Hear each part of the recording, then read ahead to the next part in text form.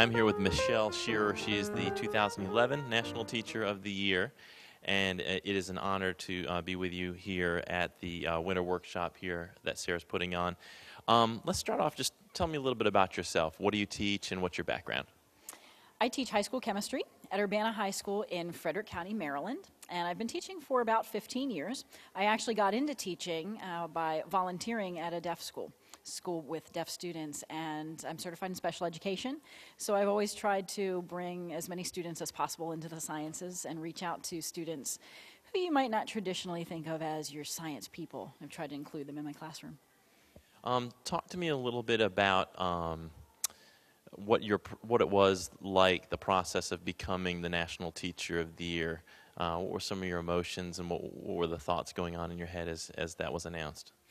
Well, you know, all the way back to when my faculty at my school nominated me to be in the running for the County Teacher of the Year, I'm thinking, you know, why me? Why not so-and-so? Why not any of the other amazing teachers who work in the school? I mean, I think as teachers, we're very humble people, and we're always thinking somebody else is doing a better job, somebody else is doing a great job. And those feelings obviously went through my mind. And then when I was named National Teacher of the Year, of course, all those emotions, you know, took on a whole different scale, because now I was in the position of representing millions of teachers, literally, all the way from pre-K, all the way up through high school, all different subject areas from all different areas of the country, and just really feeling, wow, this is incredibly humbling, it's an incredible honor, but that I really needed to do my best on behalf of all these people who are working so hard in our schools.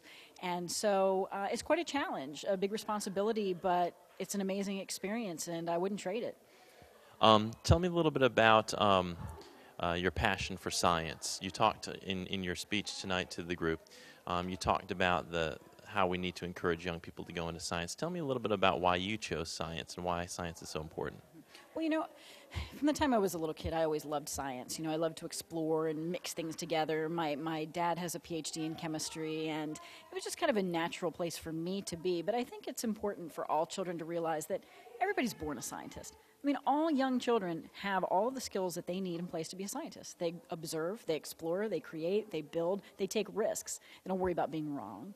So I think that somehow, as our kids grow older, we beat that scientific spirit right out of them. And really, my message to young children is, hey, you are a scientist. You're the best scientist we have. And it's just a matter of keeping that spirit and keeping that passion throughout school. Tell me who your favorite scientist is. Michio Kaku, Albert Einstein. Who's your favorite?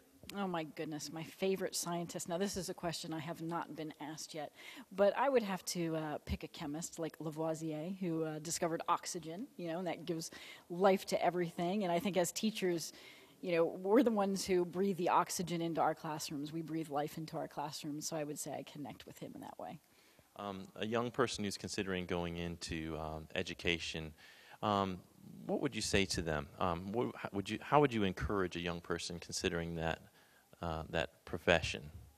Well, I would start by making sure they understand the importance of the work. You know, again, I talk a lot about the phrase, I'm just a teacher, as if teaching isn't an incredibly noble profession. It is, and we say it is, but I think somehow we don't remember exactly what's at stake. I mean, when you become a teacher, you're affecting society every day. I mean, you're making the world a better place. You're making a difference. I mean, we have all these different phrases that we use to explain that. But really, for somebody thinking about teaching, I would say to them, you know, you're going to be in a position to change lives. I mean, that's what teachers do. Teachers change lives. And it's a great honor to change a life, even one. And as a teacher, you're going to change many. As the National Teacher of the Year, you've had an opportunity not only to travel around the United States, but to travel abroad to Japan and China. Tell me a little bit about that experience traveling to Asia and what your experience was there, and the contrasts and comparisons to the school systems there in the United States. Well, what's interesting is when I went to China, I went under the impression that I was going to find a lot of differences. You know, I had a feeling that we were going to talk about test scores, that they were going to have a very different approach from me, and that's not what I found at all. I found teachers are teachers, kids are kids everywhere. They're concerned about the same things that we're concerned about. I was interested to see how they had a lot of questions for me. They had a lot of questions for me about what are we doing in the United States? How do we get our kids to think creatively? How do we get them to be innovative? Because they see that as a limitation within their own society, that their students are very good at the knowledge and the book work, but can they create and implement a new idea? So it was a really interesting exchange that I didn't expect, and I actually found more similarities than differences. What do you feel is the most important issue facing teachers today, teachers and students, the school system as a whole? What's the biggest problem? What's the biggest issue we face, and how can it be addressed? Yeah, it's hard to boil it down just to one, but since you asked, I'll try to do that. And I think that for me and for our school systems and students, what weighs on everybody's mind is the achievement gaps that are persistent. I mean, in America, we say that education is the great equalizer, and it's our best intent and it's our vision, but frankly, we know that that's just not happening.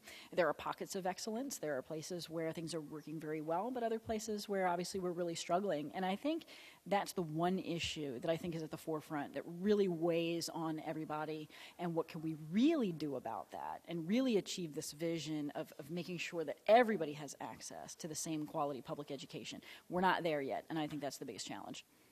Okay, well, it's been an honor to have you here at the Winter Workshop, and thank you so much for all that you do to represent the teaching profession in the United States, and congratulations to you on that incredible honor, and we appreciate you being here. Thank you, Todd. I appreciate being here in South Carolina, and I appreciate your commitment to teacher quality. Thank you.